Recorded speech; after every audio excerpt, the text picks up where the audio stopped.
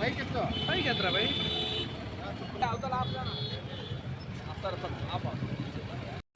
Pasupuleti Sai alias Battala Sai అని చెప్పేసి నందిగానిపల్లె సదుపు పంచాయతీ తనకల్లు మండలము కదిరి నియోజకవర్గం. నేను తనకల్లు ఎస్ఐ మాట్లాడుతున్నాను.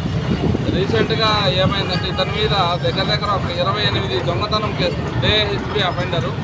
టోటల్గా బయట జిల్లాలోకి వెళ్ళేసి కర్నూలు, తిరుపతి, మదనపల్లి, అనంతపురము ఇలా సరౌండింగు మండలాల్లోకి వెళ్ళిపోయి టౌన్లలో డే టైంలో అన్ని దొంగతనాలు ఇల్లు ఏదైతే లాక్ చేసి ఉంటారో ఆ లాక్స్ ఉండే ఇళ్లను ఐడెంటిఫై చేసి దొంగతనం చేసుకొని వచ్చి మా మండలంలో తనకల్లు మండలంలో నందిగానిపల్లిలో నివాసం ఉంటున్నాడు.